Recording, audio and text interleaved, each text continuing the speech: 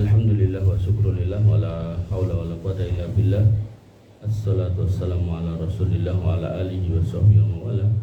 Rabbi shrah li sadri wa yassir li amri wahlul 'uqdatam min lisani yafqahu qawli. Amma ba'du. Ibu-ibu yang dirahmati Allah, alhamdulillah bersyukur kita aturkan kehadirat Allah atas limpahan nikmat yang kita terima. Iman Islam tentunya yang paling utama yang harus kita jaga di atas takwa, dan takwa di atas ilmu, dan sebaik-baik ilmu adalah Al-Quran dan Sunnah yang dipahami atau dijelaskan oleh para ulama salaf.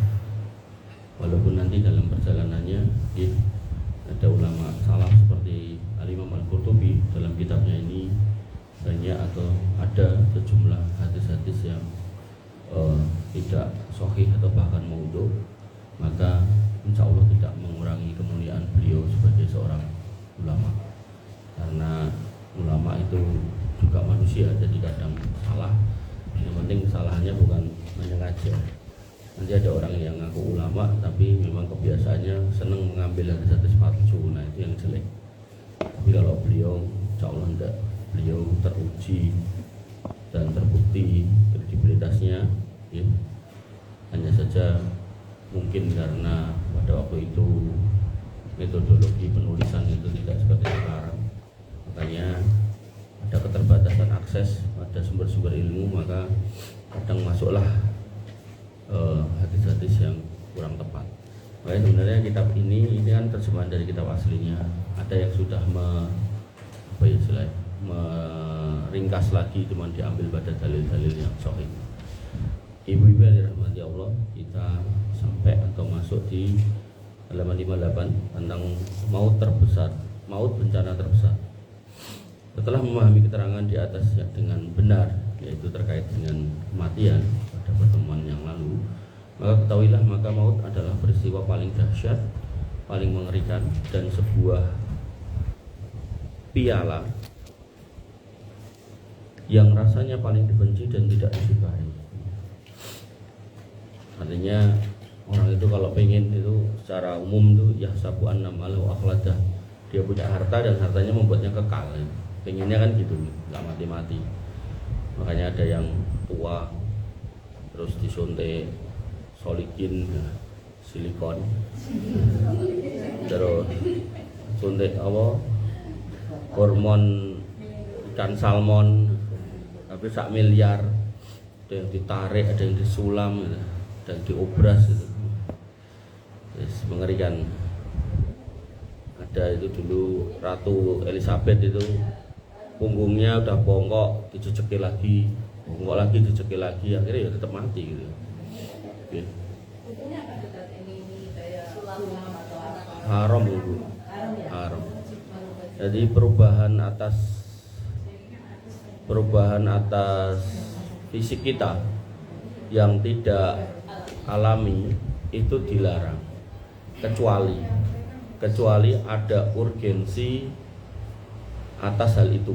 Misal seorang istri yang mungkin qadarullah kecelakaan, lalu giginya rontok gitu, yang mana dengan gigi yang rontok itu ya terlihat kurang menarik bagi suaminya. Nah, karena ada tuh yang rontok-tok gitu, maka yang seperti itu boleh ditanam gigi. Tapi kalau giginya sudah ada dan rata, terus digigir, dijarak-jaraki, direnggang, itu tidak boleh.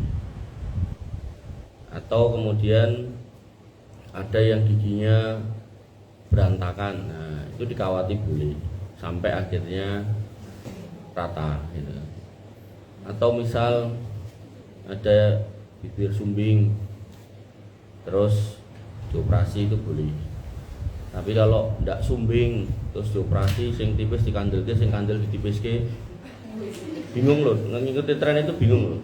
Dulu trennya itu orang itu hidungnya mancung, sing pesek dimancungke. Sekarang itu saya ngelihat beberapa gambar atau beberapa berita itu, sekarang hidung itu trennya kayak kecil gitu. Kayak film kartun Jepang kecil gitu. Itu sing udah dawa gitu dikerok gitu. Apa ora loro gitu loh. Nggih. Pokoknya selama perubahannya itu memang dibutuhkan untuk fungsi kehidupan dan keharmonisan rumah tangga. Dan tidak tidak melanggar syariat tentunya lah. Itu boleh. Udah punya alis gitu kan. Alisnya dikerok. Entek, berarti kerok terus ditato. Berarti tato bingung, kok elek gitu. Ya kayak gitu-gitu enggak boleh. Termasuk yang laki-laki alis kadang bercukur itu terus alisnya dicuil sedikit gitu, itu juga tidak boleh. Kozak itu. Oke. Jadi kalau kita membicarakan kematian, yuk kita semua pengennya hidup dan pengennya hidup lama. Padahal, para ulama orang-orang solih itu, justru rindu pengen mati di atas husnul khotimah karena makin dekat dengan perjumpaan dengan Allah. Jadi orang-orang bedanya orang beriman yang imannya baik dan imannya yang nangguh. Orang yang beriman yang baik itu justru seneng kalau kemudian bisa berjumpa dengan Allah segera. Tapi kalau orang yang umum ya kayak kita lah itu, pengennya hidup di dunia itu lama. Sampai digawe lagu 100 tahun lamanya gitu. 100 tahun atau 1000 tahun itu. Ya. 1000 years, 1000 berarti ya, 1000 years. Ya. Sing Indonesia 100 tahun, sing versi luar negeri 1000 years, 1000. Maka dialah pembinasa yang memutuskan semua kelezatan. Tidak bisa lagi makan yang enak, memanggal segala kesenangan, tidak bisa lagi main-main, dan membawa segala kepedihan. Semua yang kita tinggal pasti sedih. Kalau kita dicintai, kalau kita nggak dicintai, ya kayak sebagian orang yang jahat, kematiannya malah dirindukan banyak orang. Mati toh, alhamdulillah. Jika ada suatu perkara yang memutuskan seluruh ruas tulangmu, memisahkan seluruh anggota tubuhmu, dan menghancurkan seluruh sendimu, itulah dia mautmu. Jadi kematian itu akan menghancurkan kita semua secara jasad, kita hancur lebur semuanya. Sebuah perkara terbesar, bencana paling dahsyat, dan hari terjadinya adalah hari yang paling hebat. Ini secara umum gitu. Makanya tadi saya bilang nanti ada orang-orang yang solih yang dia itu justru mendapati kematiannya itu sebagai sebuah kenikmatan. Diriwayatkan bahwa Harun ar-Rasyid, seorang khalifah pada zamannya, ini termasuk khalifah yang solih juga, bukan khalifah yang jelek ya. Ketika menderita sakit keras, dia mendatangkan seorang dokter dari Tus, Persia. Dokter itu minta supaya diperlihatkan kepadanya air seni ar-Rasyid beserta air seni beberapa orang lainnya yang sakit maupun yang sehat. Kemudian dia meneliti air seni yang berada di dalam botol-botol yang disediakan. Nah, ketika meneliti air seni, ar-Rasyid, dokter itu pun mengatakan, katakan pada pemilik air seni ini supaya menulis wasiat. Sesungguhnya kekuatannya telah memudar, bangunan fisiknya telah runtuh. Jadi kalau kita melihat proses terjadinya air seni itu kan karena ada proses filtrasi ya, penyaringan. Nah, yang nyaring adalah ginjal. Biasanya kalau ginjalnya sudah tidak baik, maka hasilnya saja monggo. Apa kullu nafsin dha'iqatul maut ya boleh gitu kan. Allah taziru waziratu wizra ukhra ya boleh gitu kan. Atau ittaqullah haqqa tuqatih wa la tamutunna illa wa antum muslimun ya boleh gitu. Enggak apa-apa. Di samping kita belajar ayat-ayat yang lain, tapi kita bisa ambil satu atau dua untuk istilahnya sebagai moto hidup dengan agar hati-hati. Oleh karena itu, apa yang kamu pikirkan, semoga Allah merahmatimu dengan datangnya maut yang pasti menimpamu, pasti, yang pasti merenggut ketamanan dan kecantikanmu, pasti, merubah penampilan dan raut mukamu dan memisahkanmu dari orang yang terdekat dengan kamu. Bahkan kematian, kenikmatan dan kegemerlapan, kekuasaan dan kemampuan, kebanggaan dan keagungan, semuanya kamu tinggalkan. Jadi ketika semua itu kita tinggalkan, maka tentu hidup yang terbaik ya hidup di atas kebaikan, artinya tidak menurutkan hawa nafsu. Sampai Allah mengatakan wa nafsi wa ma sawwaha, demi jiwa dan penyempurnaan penciptaannya, artinya ruh kita dan kemudian kita dikasih badannya dengan masing-masing kelebihan dan kekurangannya. Fa'alhamaha ujuraha wa taqwaha. Kami ilhamkan tuh ada dua jalan yang harus dia pilih.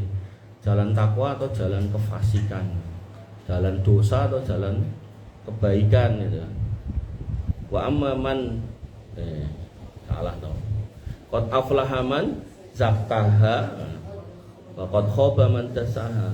Sungguh telah beruntung orang yang mensucikan jiwanya itu tadi. Dan sungguh telah rugi orang yang mengotorinya. Sehingga ibu yang dirahmati oleh Allah Subhanahu wa taala, ketika kembali ke sini, maka kematian itu sudah pasti akan datang. Nah, maka ilhamnya nek ada surga neraka, maka jiwa kita itu sebenarnya condongnya akan ke amaliyah yang menuju neraka. Inna nafsal amaratun bisuk, senengnya yang memperturutkan hawa nafsu. Illa marrahima rabbi, kecuali yang dirahmati Rabb kita. Makanya ya kita harus mencari rahmat Allah. Salah satu bentuk cara mencari rahmat Allah niku nggih salat, baca Quran, zikir, wirid dan pengawasan ini. Karena nanti ada orang yang sebenarnya sudah dikasih rahmat Allah tapi dia nggak kenal rahmat Allah, akhirnya justru mencari yang fujur tadi, yang rame di Bogor itu kan, pengawas SD pacaran sama pengawas SMP, saling memuji. Saya kagum dengan kesolihahanmu, tapi selingkuh. Iya itu kok. Itu kayak orang laki-laki perempuan berzina ning hotel bareng rampung. Ayo kita sholat dulu yuk.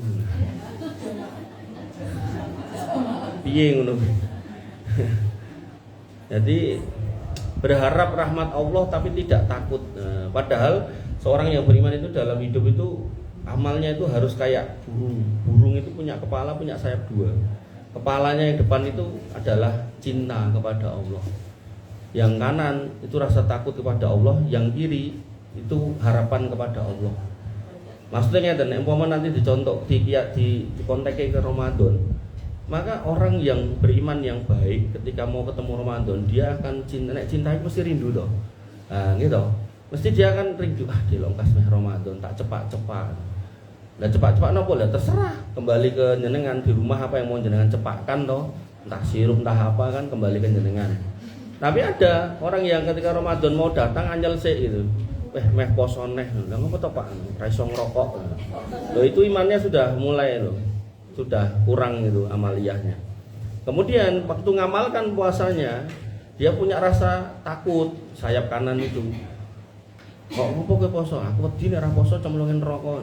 Nanti ada orang yang enggak punya rasa takut. Begitu poso yo tetep ae enggak poso gitu kan. Kok ora di neraka? Alah, koyo kowe tau ndelok wae. Ada lho orang ngomong kayak gitu.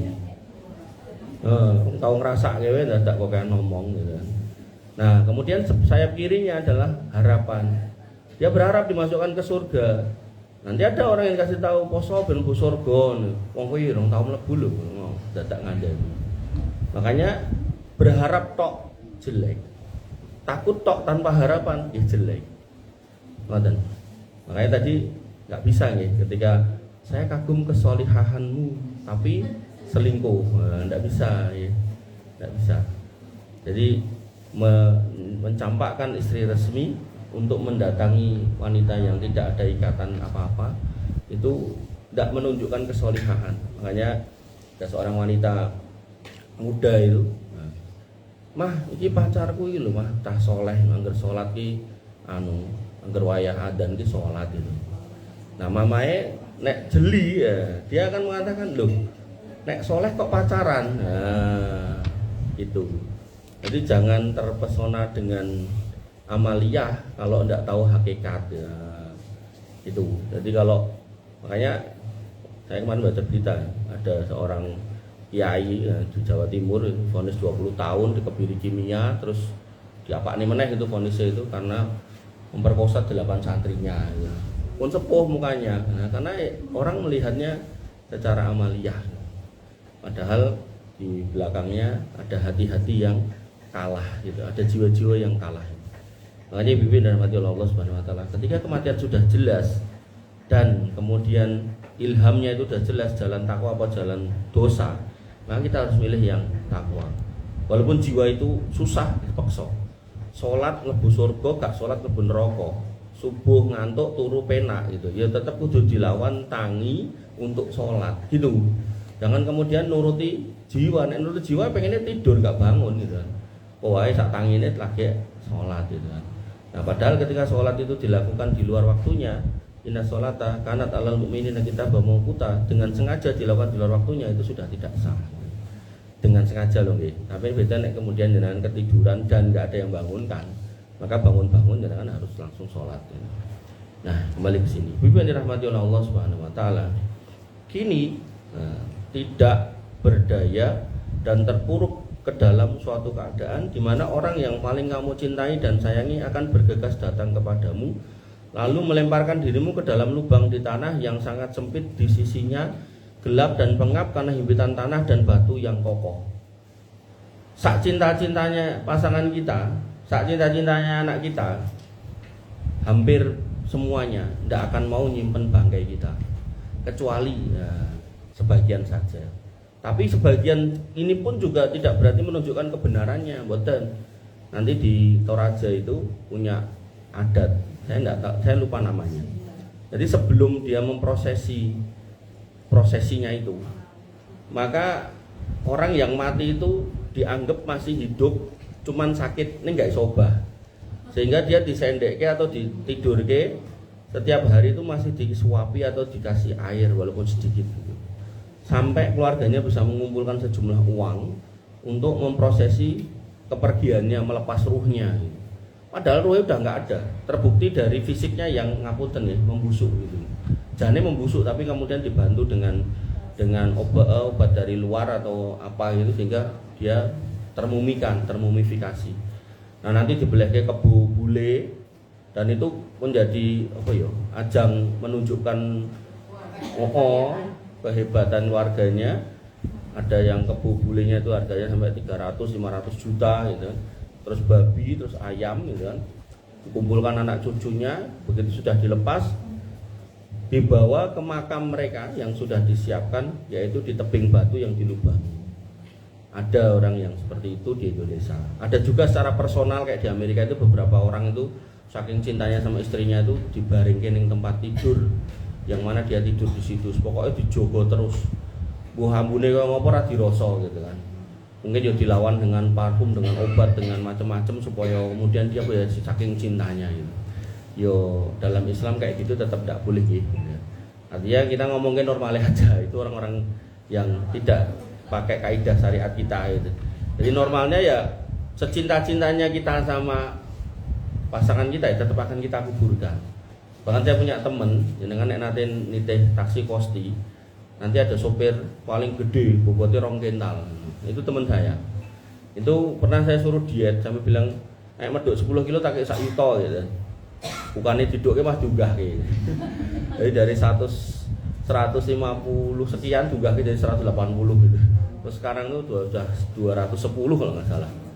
Nah, itu saya salah satu kalimat saya bilang gini loh, ora mesake ling junjung, saya bilang gitu.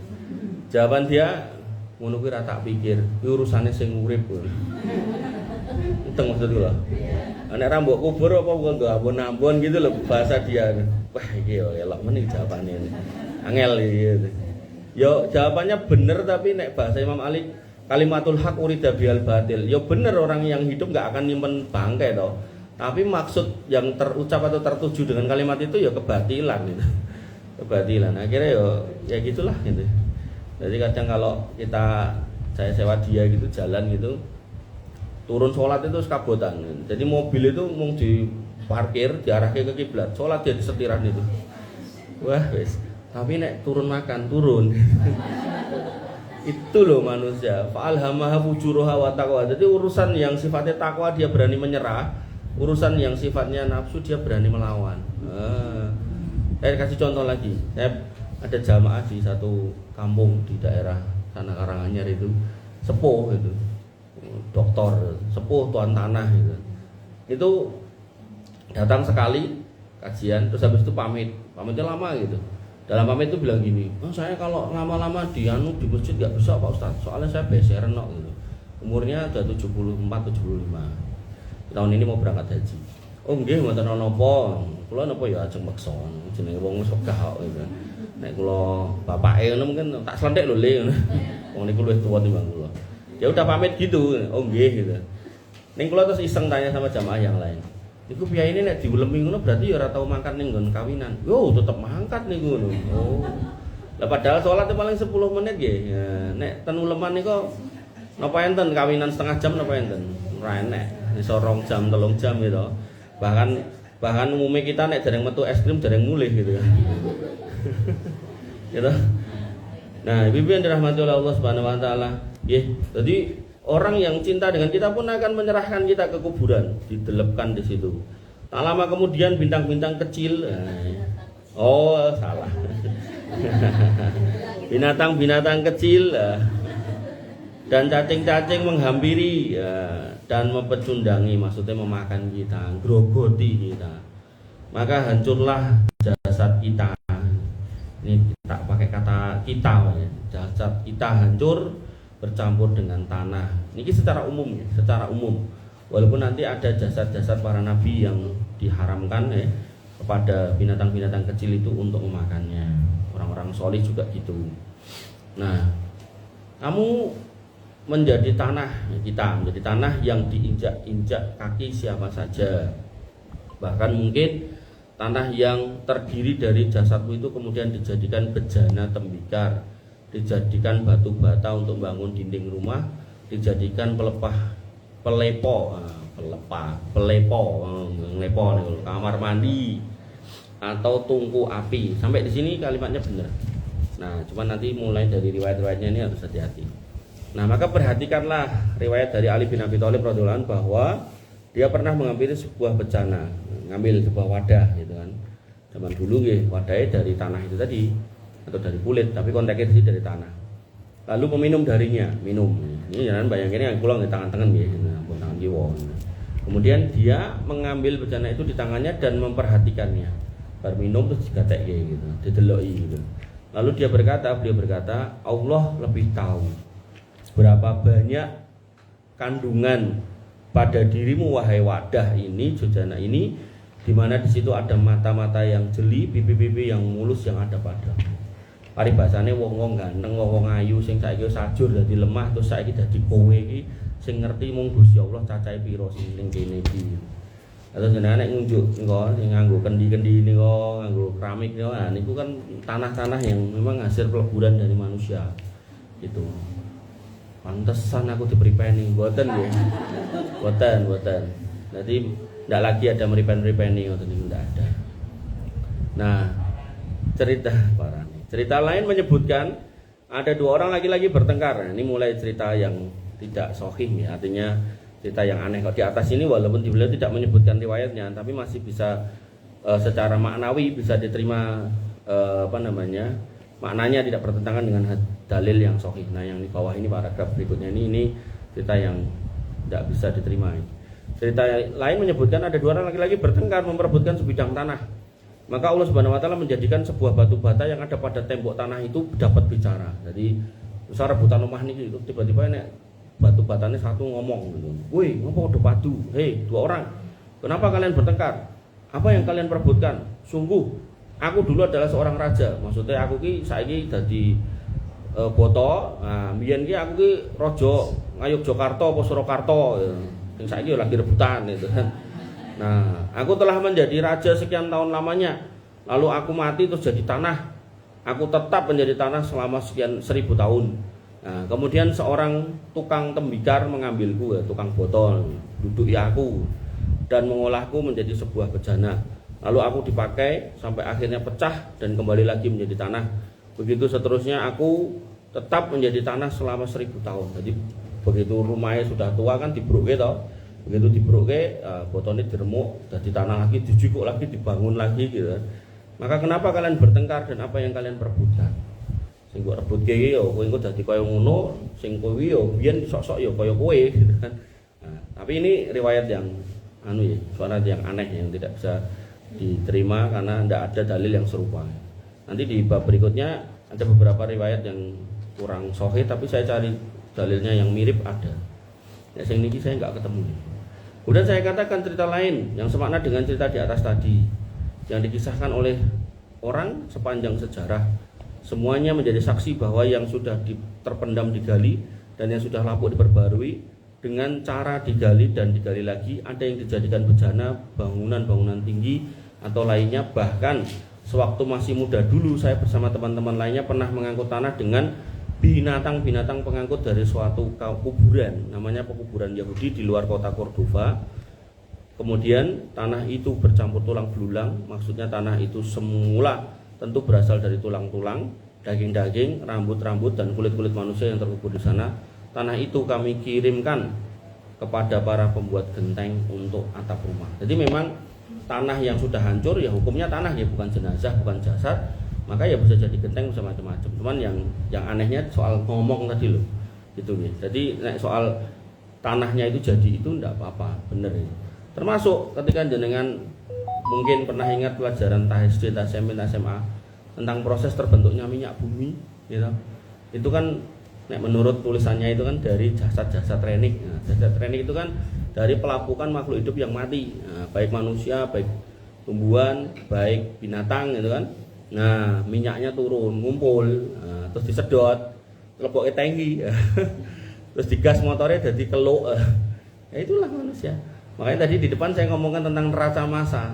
Sebenarnya manusia makhluk yang ditimbun, kemudian nanti ditarik lagi dalam bentuk tambang, termasuk ya tanahnya itu nek ditimbang itu sama. Makanya bumi itu bentuknya ya segitu, nggak akan membesar gitu loh. Sehingga ketika ada orang-orang model kayak Dimas Kanjeng yang katanya bisa menggandakan tanah, jelas dusta, nggak mungkin lah. Buminya tetap satu kok gitu. Maka apa yang diambil sama dengan apa yang dimasukkan. Makanya di dalam Al-Qur'an dikatakan Allah itu tahu apa yang masuk ke dalam tanah dan apa yang keluar darinya. Nah, Bibi yang dirahmati oleh Allah Subhanahu wa taala.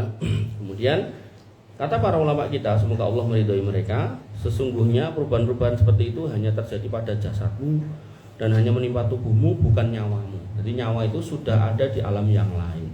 Walaupun nanti dalam hadis yang mungkin pernah saya bacakan di sini itu dikembalikan ke kuburan, tapi bukan berarti berhenti di tempat itu. Kalau kuburannya digusur ya dia tetap akan dimasukkan di alamnya. Nah, alamnya seperti apa? Nah, ini benar-benar kita belum pernah tahu gitu.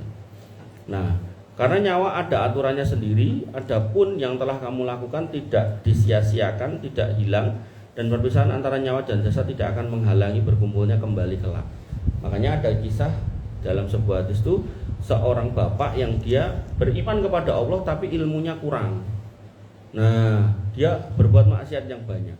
Kemudian dia berpesan pada anaknya, dia punya rasa takut yang besar sama Allah. Dan dia punya harap rasa besar pada Allah agar dimasukkan ke surga. Jadi takut karena dosanya yang banyak, ya sudah bertobat tapi dia merasa masih kurang gitu loh. Dan dia berharap masuk surga, tapi dengan cara yang salah. Caranya apa? Dia bilang sama anaknya, nanti nek Pak mati bakaran. Nah, engko nek dadi abu, bawaan ke tebing di pinggir laut tebarkan. Nah, biar nanti tidak dikumpulkan lagi oleh Allah karena bapak takut kalau masuk neraka. Nah, akhirnya dikumpulkan, terus ditanya, ngapain kamu kok melakukan itu? Orang itu menjawab, karena saya takut nanti menghadap engkau dengan dua dosa. Oh iya, kamu tak ampuni. Nah, itu menjadi dalil kalau walaupun jasadnya sudah ambiar paribasane, tetap nanti bisa dikumpulkan. Termasuk ketika jenengan hari ini melihat ada jasad Fir'aun, ada jasad Kim Jong Il, ada jasad Lenin, Mao Zedong, itu semua masih ada, Bu. Di dikasih koco itu taruh di situ, masih utuh gitu kan. Itu bukan berarti terus nanti nek orang kafir lihatnya lu ngomongin ada kubur itu ndi gak enek ketok bungok-bungok, gak enek ketok sirahe dipalu, gak enek gitu. Nah, itu sudah beda alam. Ngoten nggih. Jadi proses semua itu sudah beda alam gitu. Dan tidak selalu akan nampak seperti yang kita bayangkan. Kadang itu kita bayanginnya yo kudu ketok. Nah, begitu tidak terlihat, nah akhirnya orang-orang yang imannya kurang, nah, terus akhirnya malah meragukan. Karena dia memuja akal, logikanya, bukan lagi imannya. Dia pengen semua itu yang disebutkan terus harus dilogika, terus ketok moto gitu. Nah, kalau yang kayak gini bahaya nih. Ini harus hati-hati. Ibu yang dirahmati oleh Allah Subhanahu wa taala. Allah Subhanahu wa taala menegaskan dalam firman-Nya yaitu surat Qaf, qad alimna ma tanqusul ardu minhum wa indana kitabun hafiz. Sungguh kami telah mengetahui apa yang dihancurkan oleh bumi dari tubuh mereka. Jadi memang tubuh kita itu hancur, dan hancurnya tadi loh, jadi tanah, jadi minyak gitu kan, terus akhirnya jadi botol, jadi bangunan dan seterusnya. Dan pada sisi kami pun ada kitab yang memelihara atau mencatat apa? Amal kita. Jadi amal jenengan itu akan abadi sampai akhirnya nanti kita berjumpa dengan Allah Subhanahu wa taala, ditunjukkan amal-amal itu. Apakah dari kanan, apakah dari kiri, apakah dari depan, apakah dari belakang. Yang selamat itu yang dari kanan, yang paling selamat dari depan. Yang gak selamat itu yang dari kiri, yang paling binasa itu dari belakang gitu. Makanya monggo itu setelannya dengan piyambak. Dan Allah sudah ngasih tadi fa'alhamaha fujuraha wa taqwaha. Dan sudah ngasih kisi-kisi wa tazawwadu fa inna khairaz zadi taqwa. Berbekalah, bekal yang paling baik itu takwa. Kemudian firman Allah juga pada Quran surat Toha ayat 51 sampai 52, "Fama balul Qur'ani al-ula." Maka bagaimanakah keadaan umat-umat, fama balul qurunil ula, bagaimana keadaan umat-umat yang dulu? Qala ilmuha inda rabbi fi kitab. Musa menjawab, pengetahuan tentang itu ada pada sisi Rabbku di dalam kitab, maksudnya Lauhul Mahfuz. La ya dillu rabbi wala yansa. Rabbku tidak akan salah dan tidak akan lupa. Jadi semua yang kita lakukan tuh tercatat dan tidak akan dilupakan. Makanya catatannya nanti kembali kepada sifat Allah Al-Ghafur sama Al-Afu. Ketika kita minta ampun lalu berlakulah sifat Allah atau Asmaul Husna Al-Ghafur, maka kita diampuni tapi catatannya masih ada. Catatannya masih ada, sehingga nanti dalam bab hisab mizan nanti ada orang yang datang ditunjukkan catatannya 99 gulungan digelar panjang, dan semuanya ditanya sama dia, adakah yang luput? Enggak. Adakah yang ditambahi? Enggak. Semua ada sama dengan yang melakukan? Iya, 99. Dan dia sudah lemes lah istilahnya, sudah tidak bisa berkata apa-apa, sudah pasrah. Tapi kemudian Allah katakan, kamu nggak akan didolimi, tenang aja, jangan khawatir. Maka dikeluarkanlah satu kartu. Ini bukan dalil bolehnya main remi atau domino ya. Jadi dikeluarkanlah satu kartu tertulis la ilaha illallah. Yang mana ini adalah representasi dari keimanannya yang murni, yang tidak tercampur dengan kesyirikan, kemunafikan dan kekufuran. Kesirikan ya berarti nggak berbuat kesirikan. Kemunafikan ya berarti dia tidak pernah mencaci maki agama, mencaci maki kaum muslimin. Sampai ada Abu Janda meneh itu yang lagi viral di depan salib kita ini di gereja, dia bilang saya muslim tapi saya tidak akan bela Palestina. Wah, saya nggak akan menyalahkan Zionis karena orang Islam di Indonesia ini masih banyak yang kayak Zionis ya. Maksudnya menyakiti orang non muslim. Yaitu contoh ya kemunafikan hari ini yang tokohnya adalah dia masih hidup. Ya semoga dia bertobat. Nah, kemudian tidak berbuat kekufuran. Nah, kekufuran itu apa? Ya kekufuran ya mengucapkan ucapan-ucapan selamat hari raya agama lain, itu kekufuran. Lah kan itu mau ngomongan Mas. Justru itu yang namanya iman itu rangkaian dari hati, mulut dan perbuatan. Harus sinkron. Makanya yang namanya Abu Thalib itu dipikir-pikir tinggal syahadat tok lho. Dia gak perlu sholat, dia mati masuk surga, tapi gak mau Bu, karena dia tahu nek ngucap itu dia akan mengingkari Tuhannya yang lalu. Nah makanya dia tidak mau. Makanya orang yang ngucap selamat hari raya itu sebenarnya merawankan akidah dia. Dan nanti dalam sebuah hadis Nabi mengatakan ada orang yang tersungkur di dalam neraka yang dalam karena urusan lisan. Nah makanya hati-hati ya. Jadi jangan latah ngucap ke ini ngucap ke itu, saya pakai jilbab gitu, mimpin rapat dengan kepada yang beragama lain selamat ini selamat itu, nah, nggak usah. Bibi dirahmati Allah Subhanahu Wa Taala. Mungkin ini yang bisa saya sampaikan. Ada yang mau nanya kah? Barangkali. Ya ditutupnya 1/4 jam itu. Nah ini kirang lebih maksudnya. Yang mau nanya nggak Bu? Halo? Nggak ada. Lanjut. Oh, Oke. Kematian adalah kafarah bagi setiap muslim. Nah, Abu Nuaim telah meriwayatkan dari Asim bin Al-Ahwal, dari Anas bin Malik, Nabi SAW bersabda, kematian adalah kafarah bagi setiap muslim. Demikian disebutkan oleh Al-Qadi Abu Bakar bin Al-Arabi dalam kitabnya Siraj Al-Muridin, di mana dia katakan hadisnya ini sahih hasan Tapi catatan kakinya ini maudhu menurut Syekh Albani. Maudhu niku palsu. Nah, maka ini tadi yang tak bilang di depan. Jadi kitab ini ada hadis-hadis seperti itu, cuman insya Allah tidak mengurangi kemuliaan Al-Imam Al-Qurtubi. Beliau ini orang baik, orang solih, ulama besar gitu kan. Yang biasalah ulama itu kalau namanya manusia ada khilaf juga biasa. Dan khilaf beliau tentu saya yakin bukan sengaja. Karena beliau menukil pada kitab yang dinyatakan di kitab itu Sahih Hasan gitu. Makanya dimasukkan. Nah, tapi bab ini benar, tadi saya sudah cek isinya itu benar. Pengertian kafaroh pada mulanya maksud dari di atas adalah kematian itu menjadi penghapus terhadap segala macam penderitaan dan rasa sakit yang dirasakan oleh si mayit selama dalam sakitnya. Jadi kafaroh awalnya maknanya adalah ya orang udah mati udah tidak sakit lagi gitu kan. Orang sedih mati udah nggak sedih lagi. Cuman biar menghapus kesedihan dia matinya bunuh diri ya salah. Biar menghapus kesakitannya dia matinya bunuh diri ya salah, nggak boleh. Dan Nabi SAW bersabda, "Mamin muslimin yusibuhu adan maradun fama siwahu illa hatallahu lahu sayyiatihi kama tahuttu asyajaratu warokoha." Tidaklah seorang muslim itu ditimpa musibah berupa sakit dan yang lainnya. Sakit di sini bisa fisik, non fisik. Non fisik niku pripun ya sakit hati atau gelo, kecewa gitu kan, dikhianati gitu kan, terluka, hatinya hancur. Waneh tambah dewe. Nah, melainkan Allah akan mengurangi keburukannya dengan musibah itu ya, toh. Sebagaimana pohon merontokkan daun-daunnya. Apalagi nek jenengan dalam kena musibah itu dengan berdoa, Allahumma ajurni fi musibati wa khluf li khairam minha. Nah, niku berarti jenengan minta pahala di akhirat dan minta ganti di dunia. Jadi sebenarnya ketika jenengan kena musibah itu kesempatan untuk minta ijol 2 kali gitu. Nah, tapi kadang karena kita tuh fokus sama tadi hati yang hancur tadi, alah akhirnya ya malah ra itu apa-apa. Meratapi sedih akhirnya ngapunten malah bunuh diri. Dan yang loncat di jembatan sana itu Curug wanita masih muda. Yang loncat di Grand Mall wanita masih muda. Yang loncat di gedung UIN wanita masih muda. Jadi jenengan harus waspada dengan hati-hati panjenengan sebagai seorang wanita. Karena wanita itu mudah baperan.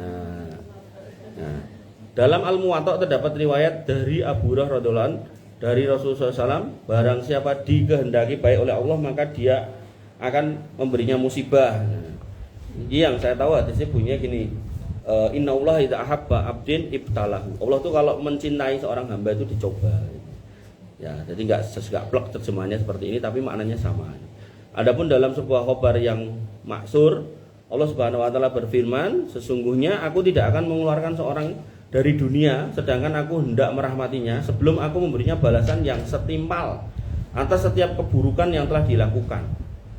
Berupa sakit pada tubuhnya, musibah pada keluarganya, kesempitan pada penghidupannya dan kekurangan pada rezekinya, aku membalasnya sampai semua keburukan yang sebesar biji sawi sekalipun itu akan rontok, dan jika masih tersisa maka aku akan persulit hidupnya dikasih sakaratul maut. Dengan demikian dia datang kepadaku dalam keadaan seperti pada hari dilahirkan ibunya. Tadi saya nyari hadisnya ketemu mirip gitu kan, mirip diriwayatkan dari Imam Al-Bukhari dan Imam Muslim disebutkan bahwasanya sebentar bukan yang ini, maaf rotok ke bawah lagi, mana tadi.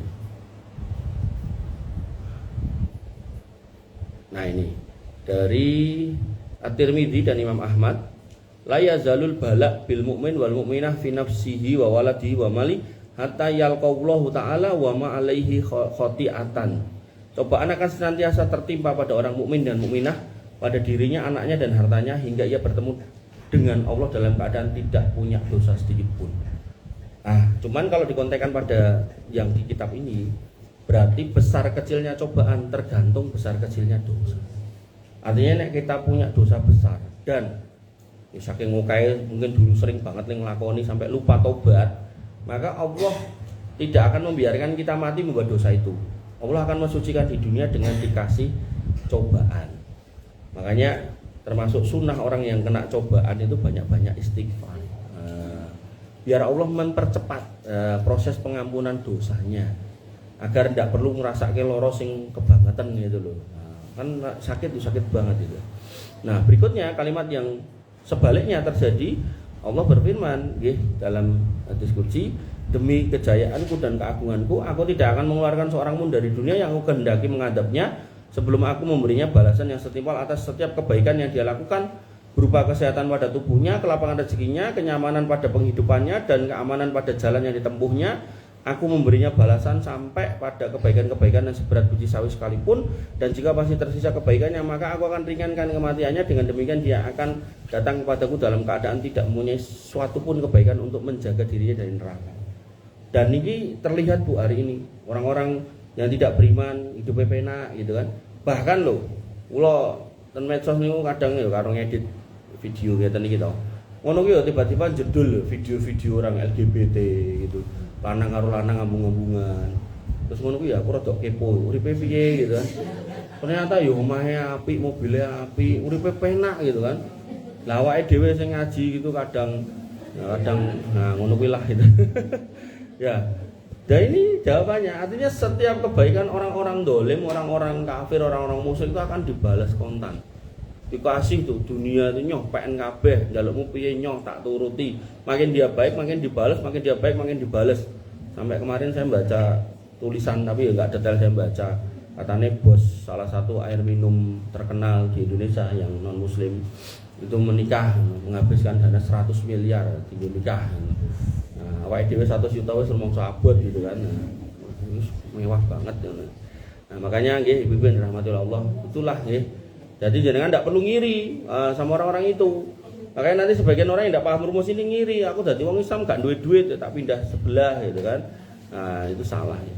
Maka saya katakan pula bahasa semakna dengan khabar di atas ada pula hadis dari Abu Dawud dengan sanad sahih yang disebutkan oleh Abdul Hasan Al-Hisor dari Ubaid bin Khalid As-Sulami dan Nabi SAW, kematian mendadak adalah hukuman yang menyedihkan bagi orang kafir. Kenapa kok menyedihkan? Karena dia enggak sempat taubat. Nah, sedangkan menurut riwayat At-Tirmidzi dari Aisyah, Nabi SAW bersabda, sesungguhnya mati mendadak itu kenyamanan bagi orang mukmin dan hukuman yang menyedihkan bagi orang kafir. Kenapa nyaman? Karena orang mukmin ketika mati mendadak tidak perlu merasakan sakaratul maut gitu. Jadi kalau jenengan kemudian sholat kok bablas mati, ya alhamdulillah gitu loh. Daripada nopo niku lagu bermaksiat malah meninggal, maka naudzubillah. Bahkan diriwayatkan dari Ibnu Abbas radhiyallahu bahwa Nabi Nabi Daud alaihissalam meninggal dunia secara mendadak pada hari Sabtu. Nah, ini Nabi meninggal mendadak. Dari Zaid bin Aslam bekas budak Umar bin Khattab, dia berkata, apabila masih tersisa satu dosa pada seorang mukmin yang tidak diimbangi dengan amal baik, maka dia dipersulit kematiannya agar dengan merasakan sakaratul maut dan berbagai kesulitannya dia bisa sampai kepada derajat masuk surga. Pramila nggih. Nabi SAW mengatakan, ittaqillah haitsuma kunta, bertakwalah kamu dimanapun berada. Ikuti perintah Allah dan Rasulnya dimanapun berada. Jauhilah larangan Allah dan Rasulnya dimanapun kamu berada. Wa'at bi'is sayyatal hasanata tamkuha, dan ikutilah apa yang jelek yang pernah mbok lakukan itu dengan yang baik gitu. Jadi kalau misal ibu-ibu biasanya ngumpul ngrasani wong gitu. Nah, maka cara menebusnya nggih jenengan rasani orang itu dengan kalimat yang lebih baik gitu. Ya pada majelis yang sama gitu kan. Oh, si fulan saiki wis apik kok alhamdulillah wingi dhek salat gitu kan. Tapi yo cek ngene ding. Alah ana tambahane aja. Nggih. Itu. Walaupun nanti ada sebagian ulama ada memerintahkan suruh nemui orangnya minta maaf ya, tapi nek saya tidak sampai pada posisi itu karena nanti nek minta maaf ya nek wonge gelem, nek orang malah padu to gitu kan. Nah, maka cara menebusnya dengan doakan kebaikan dan jenengan ceritakan kebaikannya. Tapi bukan kebaikan yang digawe-gawe loh ya, bener-bener yang jenengan tahu. Nah, tapi aku belasan ngerti iki ya wis jenengan doakan sebanyak-banyaknya. Doakan kebaikan biar dia berbuat baik yang nanti jangan lihat kemudian bisa diceritakan. Ngoten nggih. Ya, jadi kalau nanti itu enggak diimbangi dengan begitu, nah ini tebusannya nggih, jenengan dikasih gerah, dikasih cobaan, puncaknya nanti sakit atau rasa sakit ketika mau meninggal atau alias sakaratul maut. Nah, dan sesungguhnya orang kafir apabila telah melakukan suatu kebaikan di dunia, maka kematiannya dimudahkan supaya pahala kebaikannya terbalas dengan sempurna semasa di dunia. Jadi hidupnya digawe penak. Kok dalai hidupnya kosong, maka matinya digawe gampang. Makanya nanti ada orang mukmin yang terfitnah, ngomongnya wong kafir matinya angel. Buktinya kayak matinya cepet itu turu bablas sudah. Padahal sebenarnya kalau kita mau membaca dalil-dalil yang ada tidak seperti itu rumusnya nggih. Al-Hafidz Abu Nuaim Juga mengeluarkan sebuah hadis dari Al-A'masi, dari Ibrahim, dari Al-Qamah, dari Abdullah. Dia berkata, sabda Nabi SAW, inna nafsal mu'min takhruju roshan, sesungguhnya nyawa seorang mukmin itu keluar bagaikan keringat. Wa inna nafsal kafir tusallu kama tusallu nafsul himar, dan sesungguhnya nyawa orang kafir itu dihunus bagaikan dihunusnya nyawa keledai, kayak dibelah. Wa innal mu'mina la ya'malu al khati'ata fayushaddadu alaihi indal maut, dan sesungguhnya orang mukmin itu pun telah melakukan kesalahan juga, maka dari situ dia akan dipersulit ketika meninggal. Liyukaffiro biha anhu, agar dosa-dosanya terhapus atau dilebur. Wa innal kafir, adapun orang kafir, la ya'malu al hasanah, mereka ada berbuat baik, ada yang bikin charity, nyumbang-nyumbang, bantu-bantu gitu. Fa yusahilu alaihi indal maut, maka mereka akan dimudahkan dalam kematiannya, liyudzza biha, sebagai balasan atas kebaikannya di dunia. Nanti dalam Al-Quran disebut dengan kalimat wa ma lahu min khalaq, dia di akhirat tidak dapat apa-apa. Itu yang nanti menjadikan ejawantah Asmaul Husna Ar-Rahman Ar-Rahim. Jadi Ar-Rahman itu 1% dari rahmat, dari kasih sayang Allah, itu dicurahkan di dunia untuk semua makhluk, orang Islam, orang kafir, binatang, tanaman, semuanya dapat. Sampai Nabi mengatakan kalau kiranya dunia itu lebih mulia dari sayap seekor nyamuk, orang kafir itu gak dikasih minum. Tapi menurut Allah itu tidak lebih mulia dari sayap seekor nyamuk, maka dikasih minum. Gak cuma minum, bahkan di perusahaan air minum kan gitu. Nah, tapi di akhirat, nah yang menunggu jenengan 99%-nya itu yang disebut dengan Ar-Rahim. Dan itu tidak ada sedikit pun bagian buat orang kafir, orang musyrik, dan orang munafik. Nah, hati-hati. Makanya ini saya ulang-ulang terus di mana-mana. Karena orang mikirnya sing mlebu neraka wong kafir tok, ndak, musyrik yang mlebu neraka. Bahkan Nabi itu sampai mengatakan tentang kekalnya orang-orang musyrik. Maka saya bikin kajian itu, satu tempat itu saya dikasih tahu takmirnya banyak kesyirikan, langsung tak bikinkan kajian hancurnya orang-orang musyrik gitu kan. Tak sebutkan amal-amal di situ ya, domblong kabeh gitu. Bersih desa gitu. Nek saya losok. Nek dari situ nanti mereka marah, saya enggak diundang ya enggak apa-apa ya. Tenang aja. Dari 130 jadwal saya ke Long Siji masih 129. Tenang aja. Dari Ibnul Mubarak menyebutkan pula bahwa Abu Ad-Darda radhiyallahu berkata, aku menyukai mati karena rinduku kepada Robku. Nah, ini tadi yang saya bilang. Orang beriman tuh senang mati sebenarnya, tapi ya harus dengan mati yang benar, dengan cara yang benar ya.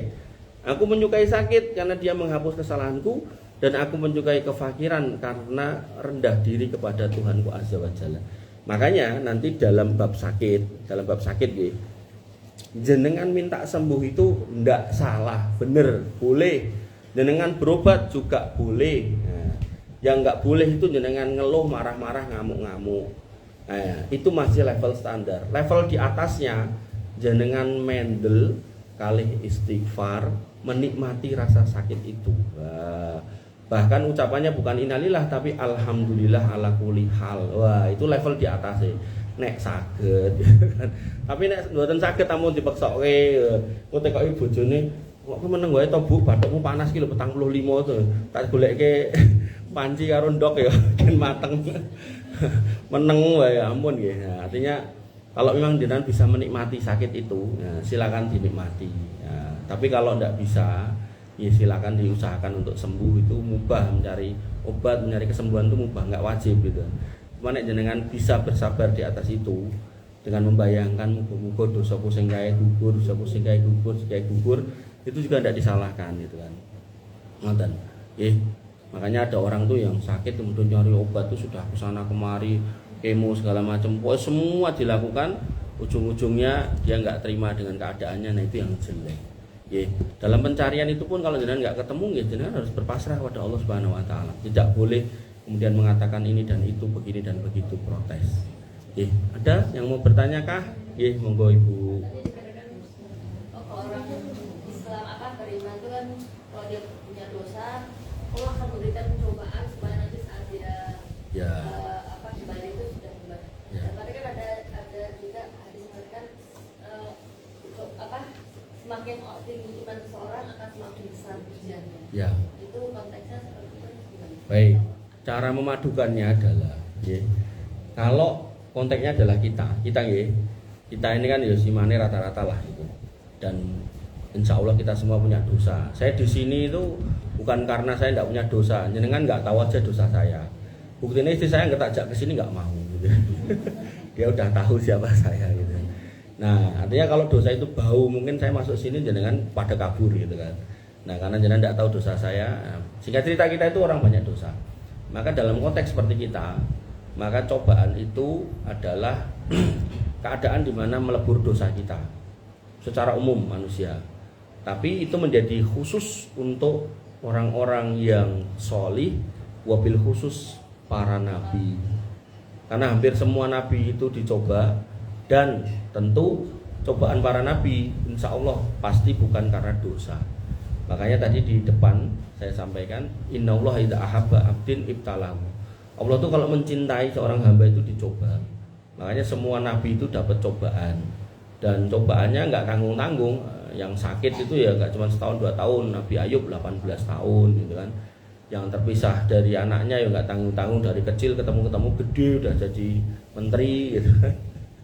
Nah, macam-macam gitu kan. Ada yang kemudian dimplok ikan paus itu gitu kan.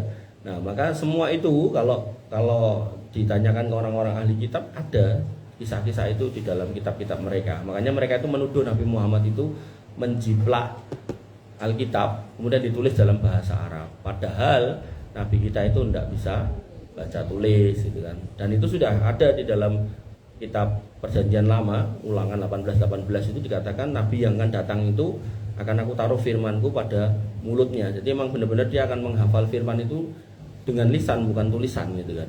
Nah, sehingga pertanyaan beliau tadi kesimpulannya adalah untuk umumnya orang beriman maka itu penghapus dosa. Adapun orang-orang khusus itu untuk meninggikan derajat beliau. Makanya beliau SAW itu mendapatkan sakaratul maut juga agar posisi beliau nanti di akhirat itu paling tinggi. Jadi cobaannya itu sampai detik terakhir kehidupan Nabi Muhammad SAW. Nah, adapun kita ya, nanti kembali kepada dosa kita. Makanya ada hadis tentang menghapus dosa dan meninggikan derajat, yaitu apa? Tentang apa? Istighfar bisa. Yang paling spesifik tentang melangkah ke masjid ya.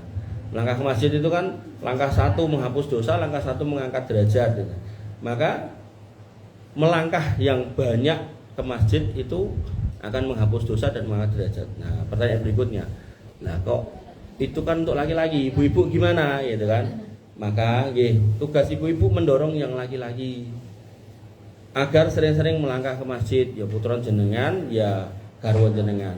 Nah, nanti ketika garwa jenengan, putra jenengan itu masuk surga, maka keluarganya yang perempuan akan diikutkan. Nah, diikutkan dalilnya aku lupa ya, dalilnya tentang dibersamakan, dikumpulkan lagi anak istri dan keluarganya itu.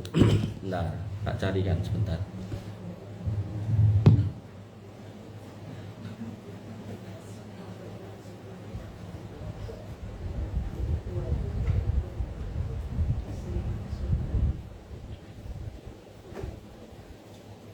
Bentar ya.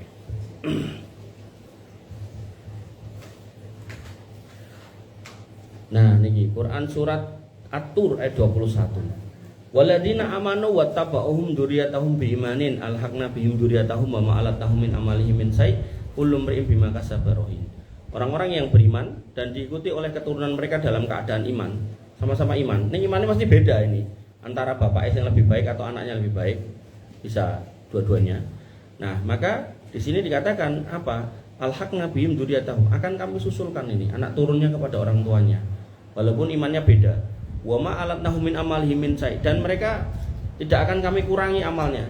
Kan ada orang yang gini toh, saya udah beli paket yang itu, yang eksekutif ini. Nah, ini anak bapak ini bukan yang eksekutif, yang biasa.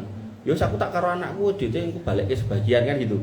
Jadi kalau pengen disamakan ini anak yang amalnya kurang misal ke orang tua nih, maka naik di dunia itu pahalanya cukup kayak anaknya. Tapi di sini Allah menyatakan tidak ada kayak gitu. Jadi walaupun anak kita itu amalnya rodok kurang gitu kan, misal yang sergap ibu atau bapak kok yang masuk surga ibu atau bapak, nah maka anak ini akan diikutkan. Demikian halnya dengan seorang suami, ketika suami ini kemudian solih, maka istri ini walaupun agar dijak pengajian moh, ya, tetap nanti diikutkan gitu kan. Yang penting ya suaminya ketika berangkat itu diridhoi, orang dinesoni, ya. Mulai yo gak dinesoni gitu, soalnya gue berkat gitu. Gak ini bercanda. Nah, terus gue lagi berkat ya, jangan gak usah gitu. Nah, kullu mri'in bima kasaba rahin, setiap orang terikat dengan apa yang dikerjakannya. Artinya apa yang diamalkan oleh anak laki-laki atau orang laki-laki di keluarga jenengan itu akan mengangkat derajat jenengan ketika jenengan menjadi orang yang memotivasi. Maka Bu. Ya. Ada lagi? Cukup. Ye. Bibi yang dirahmati oleh Allah Subhanahu wa taala, mbok pilih mekaten yang bisa saya sampaikan, mudah-mudahan bermanfaat. Kurang